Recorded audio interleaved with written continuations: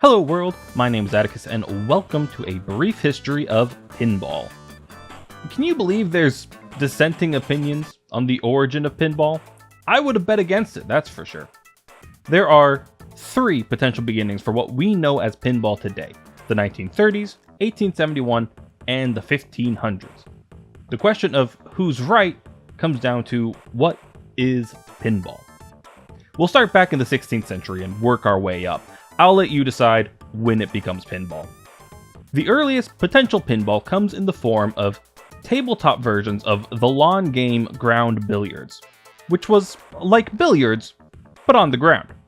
And also if billiards was played with a long-handled mallet and you tried to hit your ball through a hoop so that you could take a shot at your opponent's kingpin, but not to knock it down, you just wanted your ball to touch the kingpin.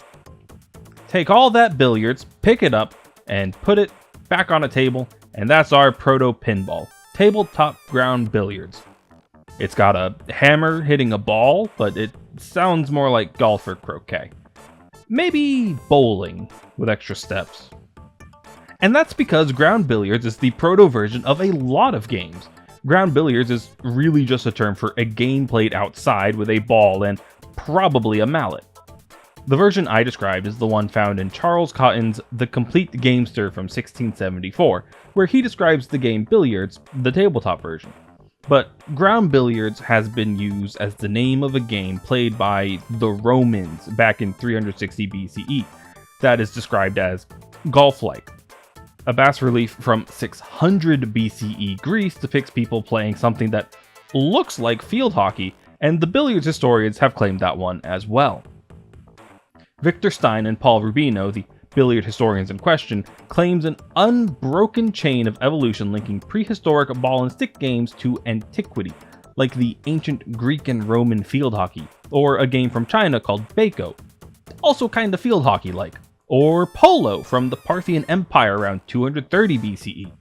Those games continue to be played and evolved, turning into the Cotton's tabletop billiards, or croquet, actual billiards, hockey, golf, and bowling.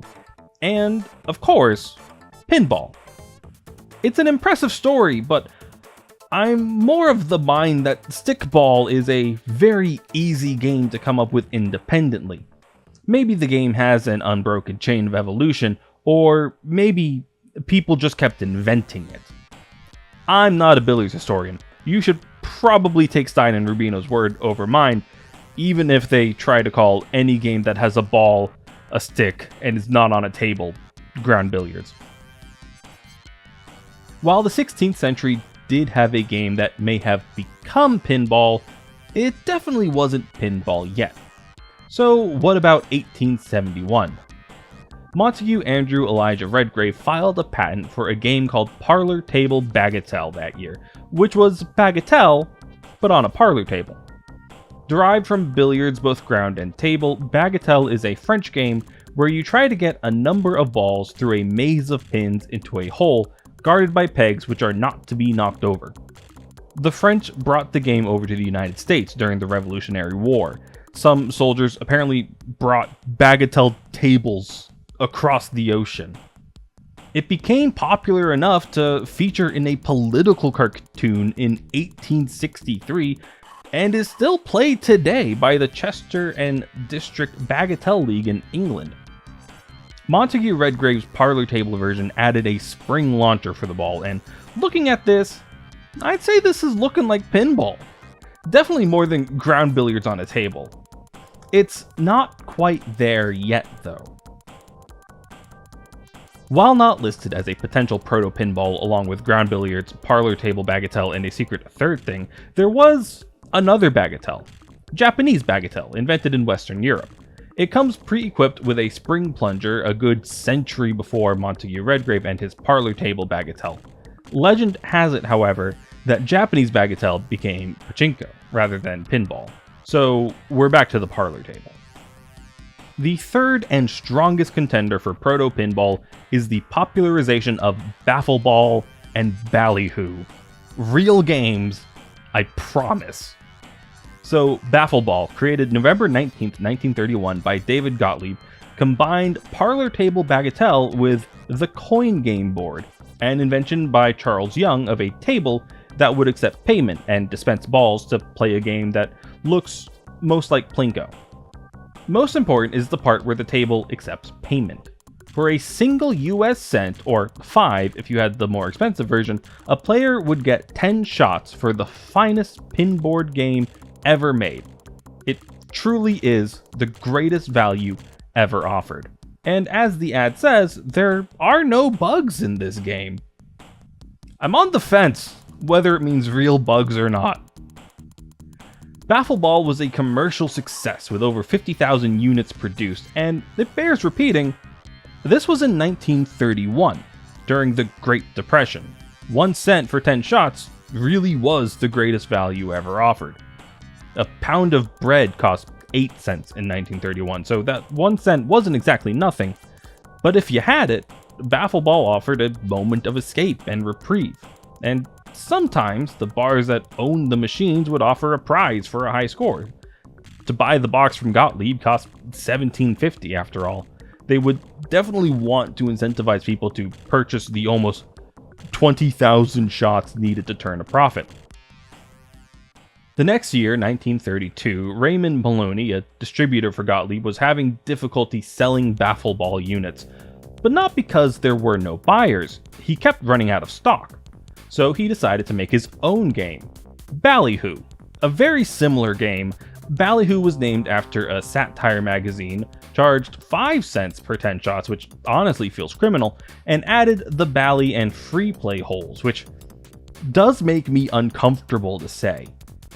The bally hole doubled your score if you managed to land a ball there, and the free play hole returned your ball so you could try again. And with that, pinball definitely began to exist, at least as a concept, if not yet as pinball. In 1933, Harry Williams designed a pinball game called Contact that used electricity to shoot a bonus ball out of the middle of the board and to ring a bell as a little treat when the player did a good job. He went on to start his own company in 1944. After the bell came lights to attract more players, and by the end of 1932, there were 150 different pinball manufacturers, just about all of them in Chicago. Over the course of 1933, through an abundance of competition and also the fact that it was still the Great Depression, that number dropped to just 14 pinball manufacturers. Pinball received another surge of popularity after World War II. During the war, old machines got a new paint job to be more patriotic, and earnings went towards the war effort. Then after, when the soldiers returned home and all the war effort propaganda was taken down, bars and malt shops kept pinball machines in stock for the influx of patrons. In 1947, Gottlieb finally added player agency to pinball with the game Humpty Dumpty, which added flippers you could use to keep the ball in play. It had 6 flippers, 3 pairs, which feels excessive.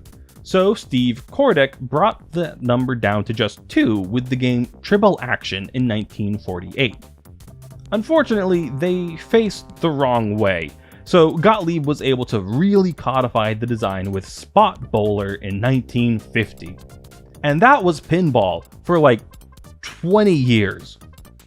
The next innovation doesn't come until the 70s, and really it's just moving to the digital age. Circuit boards and digital displays keeping track of the score rather than electromechanical relays and scoring wheels. Raymond Maloney with his company Bally made the first one in 1974, a game called Flicker. But it wasn't enough. While pinball embraced the digital age did not embrace pinball.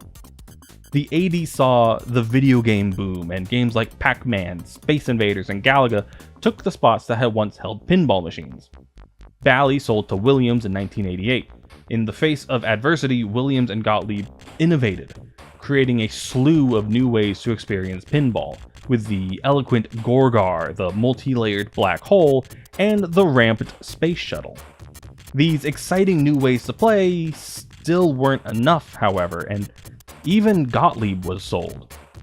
Since then, there's been some push and pull. Pinball started to regain popularity in the tail end of the 80s, but lost it again in the mid-90s.